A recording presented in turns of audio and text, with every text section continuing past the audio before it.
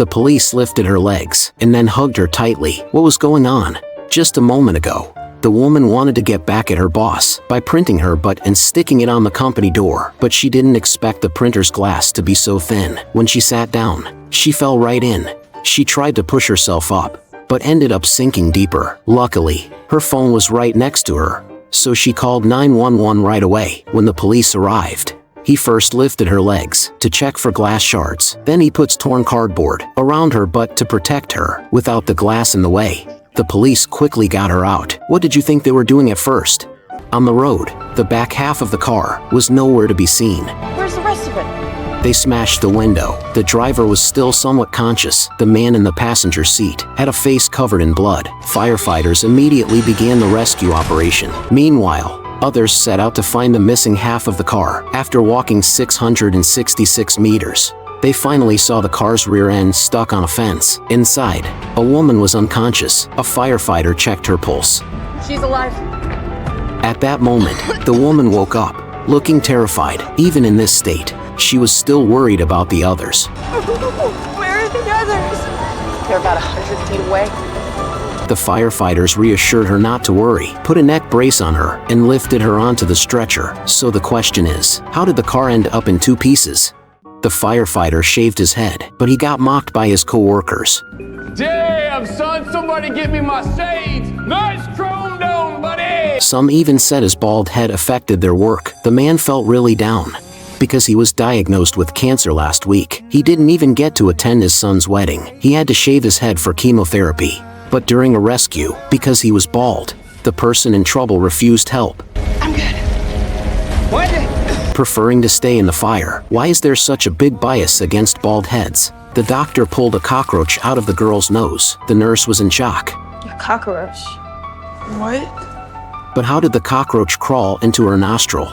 Through a CT scan, the doctor discovered the girl had a skull fracture. Cerebrospinal fluid had leaked into her nasal cavity, attracting the cockroach to crawl in. But why did the girl have a fracture? After further asking, the girl finally admitted she was a victim of domestic violence. Afraid to go home, she went to a homeless camp, but she was brought to the hospital after having seizures. The nurse called the child welfare department, hoping they could take her in, but the girl was afraid of being sent back to face more abuse, so she secretly ran back to the homeless camp. After their shift, the two went to see her. The girl was lying on the ground, looking very weak. They brought her some essentials and antibiotics, and taught her friend how to care for her wounds, hoping she could survive in this harsh place. Man buried alive underground. The murderer turned out to be his wife. Why did she do this? Just now, firefighters received an alarm. A man was buried underground. He had been shot in the waist. Dirt covered the boards, making it hard for air to flow. The man cried out in pain, but the firefighters couldn't hear him at all. Until the firefighters removed all sound equipment, they used the voice to find the man's location. The man was finally rescued, but after the investigation, they found out the person who buried him alive was his wife. It turned out the man discovered his wife was cheating, so he hired a killer to get rid of her. But the killer was a flirt. Not only did he fall in love with the man's wife, he also decided to help her get rid of her husband. That's what led to the man being buried alive. In the end, all three ended up in prison. Have you ever been cheated on? Daddy? Daddy? The daughter called out over the phone, but the man in the space station could never respond. Just moments ago, a solar storm swept across the Earth. The intense radiation instantly claimed the lives of the astronauts in the space station. The only man left had just a few minutes remaining. He had intended to contact the command center, but due to interference from the storm, the call mistakenly connected to 911 in Texas. He pleaded with the operator to dial his wife's number. Scanlon residence? Hi, Melissa Scanlon. Yes. Hello, my name is Grace Ryder. I'm in Austin, Texas. Mrs. Scanlon, I have your husband on the line. That's impossible. My husband's in. Melissa. Tom? Melissa, I don't have a lot of time, so I need you to listen, okay? But remember, all the insurance and bank information's on the computer. In the folder named Boring Crap, I know. What's going on? Why are you... Oh, Tom. Yeah. Is that Daddy? Yep. Come say hi, honey. Hi, Daddy! Hi, Evie. I missed you! I missed you too, baby. When are you coming home? I'd give anything on earth to be down there with you right now. You know that, right? But you're not even on Earth. You're so funny. Evie, can you make me a promise? Promise you'll do whatever Mommy says. Always give her a hand when she needs help. I promise. Good. I want you to know I love you both so much. More than anything. Mommy's crying. I'm not. I'm not crying. Look out the window and wave up at the sky. Why? We can't see you. But I can see you. I want you to know I'll always be up here. Looking over you, okay? Yes, Daddy. I'm waving. I'm waving back. You're silly. Daddy? Are you there? Daddy?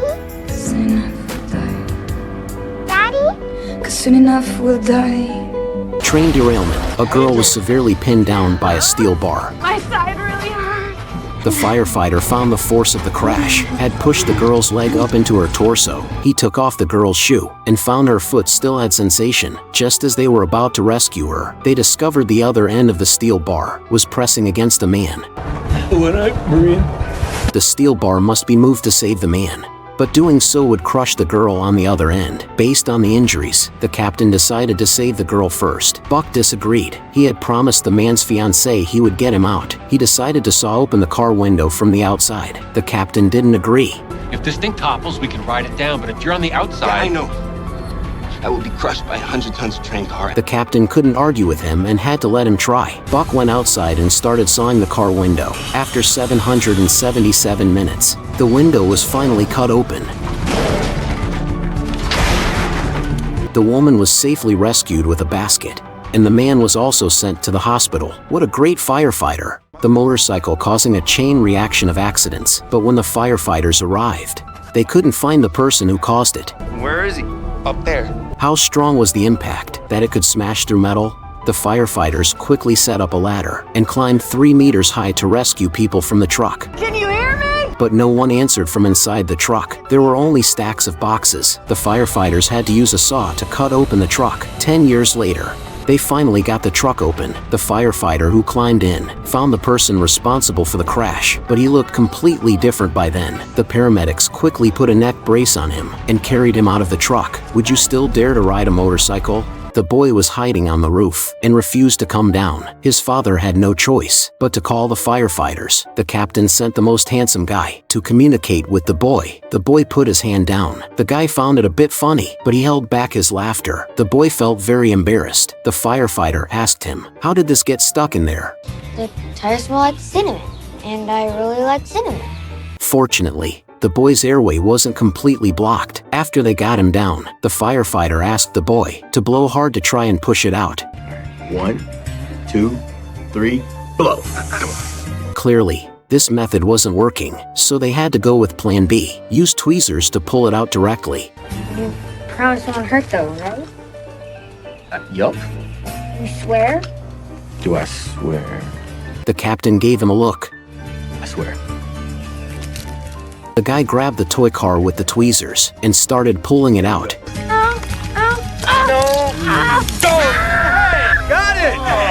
The boy ran into his dad's arms. You lied!